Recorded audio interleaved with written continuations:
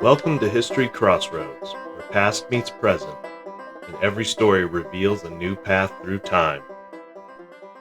Picture this for a moment. November 20th, 1934. A congressional hearing room. You know the type, all dark wood paneling and stern portraits, staring down from the walls. And there's this man sitting at that witness table. He's not fidgeting. He's not looking around nervously. He's just waiting. His name is Major General Smedley Butler. And if you saw him on the street, you might think, okay, there's a soldier. Two-time Medal of Honor recipient. The kind of guy who probably has stories that would make your jaw drop. But you'd never guess what he was about to say in that room. Because he was about to accuse the most powerful men in America of trying to stage a fascist coup.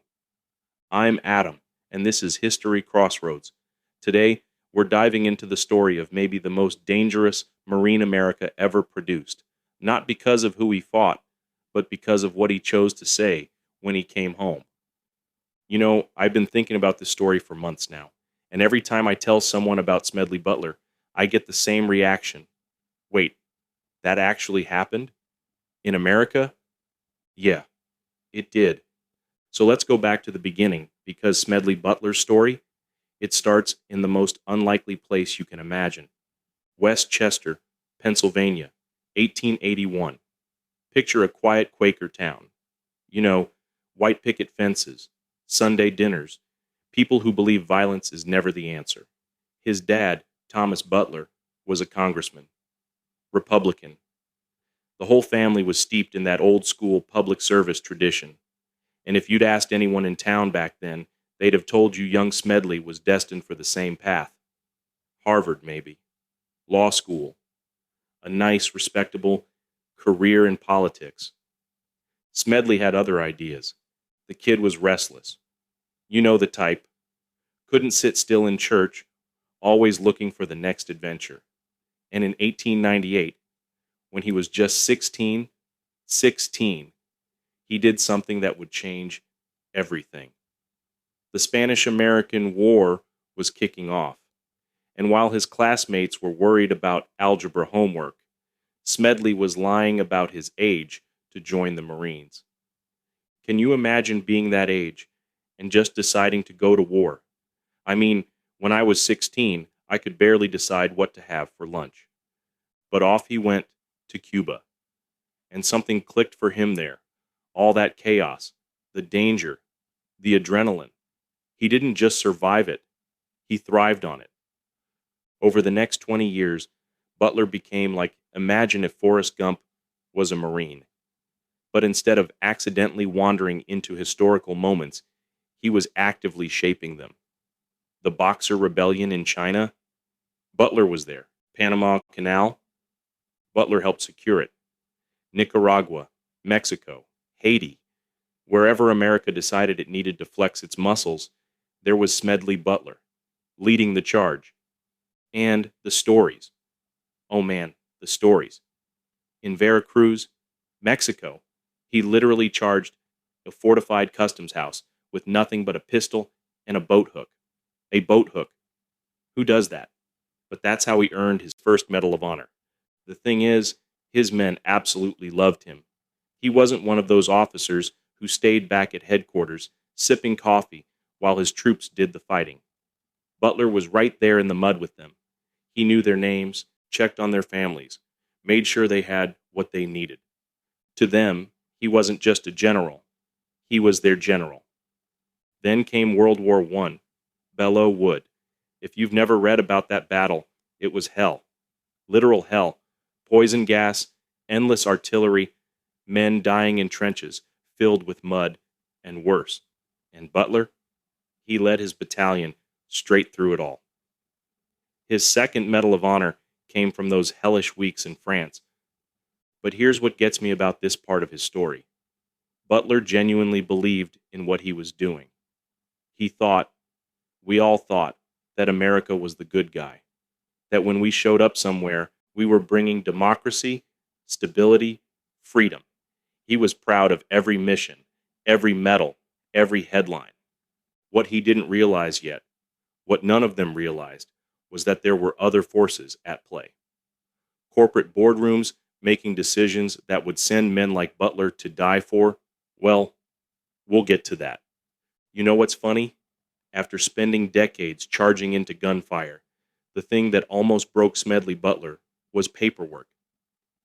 After World War I, Washington didn't quite know what to do with him. He was too famous to ignore, too effective to waste, but also too unpredictable to fully trust. So they stuck him behind a desk. Administrative posts, training recruits, the kind of stuff that would drive any action-oriented person completely insane. He actually tried civilian life for a while, became Philadelphia's director of public safety, thought he could clean up the city the way he'd secured foreign beaches, raided speakeasies, went after corrupt cops, tried to enforce prohibition like it was a military campaign. It was a disaster. Turns out what works on a battlefield doesn't necessarily work in City Hall. Who knew? But something was happening during those years, something subtle at first, then impossible to ignore. Butler was starting to connect the dots. All those missions he'd been on, all those countries he'd occupied. He began to wonder who actually benefited from all that. And then came 1932, the Bonus Army. God, this part of the story just breaks my heart every time I think about it. Picture this. It's the Great Depression. The country's falling apart. And there are all these veterans, men who had fought in World War I, who had bled for their country, and they're homeless, jobless, desperate. They'd been promised bonuses for their service, but the government kept saying, later, when the economy improves. So thousands of them marched on Washington, set up a tent city right there near the Capitol. They called it the Bonus Army. These weren't radicals or troublemakers. These were American veterans asking their government to honor a promise. And you know what happened? President Hoover ordered the military to remove them with force. General MacArthur, yeah, that MacArthur, rolled in with tanks. Tanks against American veterans. They used tear gas, bayonets, set the camps on fire. There were children in those camps, families, and they attacked them anyway. Butler had visited those camps before the violence. He'd talked to the veterans, not as some distant general, but as a fellow Marine. He called them the finest Americans he'd ever seen. And when the government turned on them, that's when something broke inside Smedley Butler. Or maybe something finally clicked. He started asking questions he'd never asked before, like, if these men weren't worth honoring at home, what were we really fighting for overseas? If the government could turn on its own veterans, what did that say about all those noble missions he'd led? And that's when Butler did something no one expected. He started talking, not just to fellow officers or government officials, but to everyone, union halls, veterans groups, anyone who would listen. War is a racket, he'd say. The only racket where the profits are reckoned in dollars and the losses in lives. The man they'd once called the fightingest Marine who ever lived was now warning people against fighting at all. By 1934, Smedley Butler had become something Washington had never dealt with before. A war hero who wouldn't shut up about war, being a scam. And let me tell you, when a 2-time Medal of Honor recipient starts saying, the system is rigged, people listen. His speeches would pack auditoriums. Thousands of people would show up to hear this graying general, still imposing, still commanding, tear apart everything he'd once stood for. He wasn't holding back anymore. He'd get up there and say, I spent 33 years being a high-class muscle man for big business, for Wall Street and the bankers. He'd detail exactly how he'd helped United Fruit secure its profits in Central America, how he'd crushed resistance in Haiti so banks could collect their debts. Can you imagine the shock? This wasn't some liberal activist or anti-war protester. This was their guy, the ultimate Marine, the poster boy for American military might. and he was calling the whole thing a con job. But then something happened that pushed Butler from critic to, well, to something much more dangerous. In 1934, he got approached by some very interesting people. Picture this scene.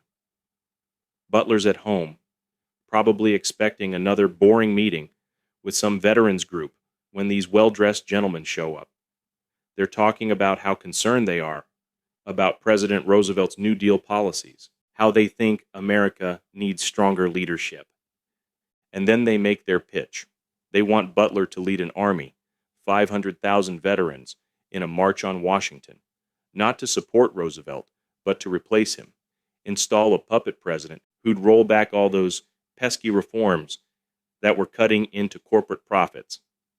Now, here's the thing about Butler that these guys completely miscalculated.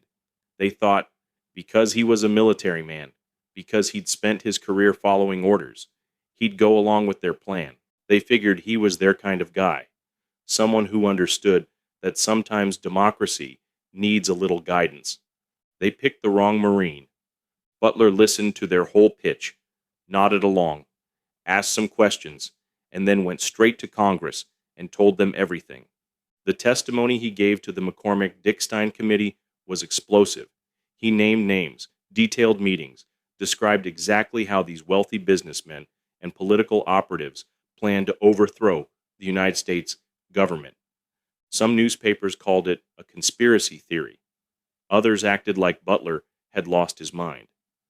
But the committee itself, they quietly confirmed that, yeah, there was something to his claims.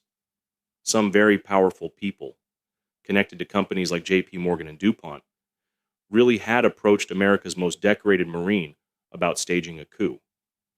For Butler, this wasn't just scary, it was a revelation.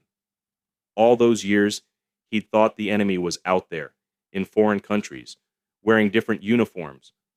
But the real enemy, they were right here at home, wearing three-piece suits, walking the halls of corporate boardrooms. So he doubled down. In 1935, he published a little booklet called War is a Racket. And listen to this line, it still gives me chills.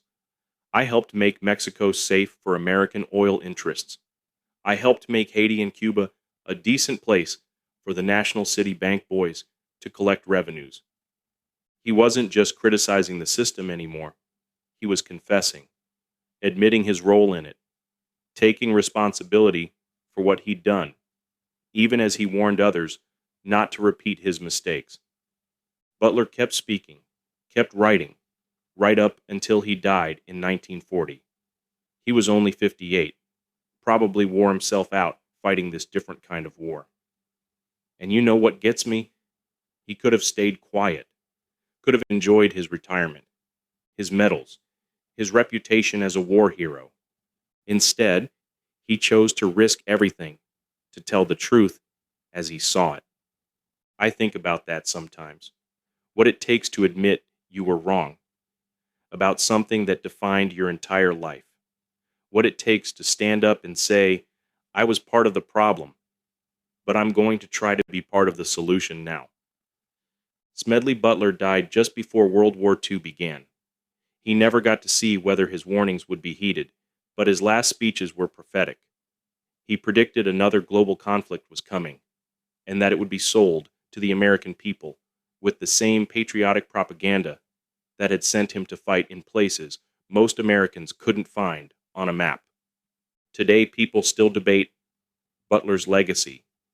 Was he a hero who found his conscience, or a traitor who turned on his country? I think maybe he was something simpler than that. Maybe he was just a man who decided that telling the truth was more important than protecting his reputation. And honestly, in a world where it's so easy to just go along with the crowd, to not ask uncomfortable questions, to assume that the people in charge know what they're doing, maybe we could use a few more Smedley Butlers. Thanks for joining me on History Crossroads today. If this story hit you the way it hit me, share it with someone. Subscribe on whatever platform you're listening on. and keep asking those uncomfortable questions. Because the thing about truth, it doesn't care whether it's convenient or not. Until next time, I'm Adam, and we'll see you at the crossroads.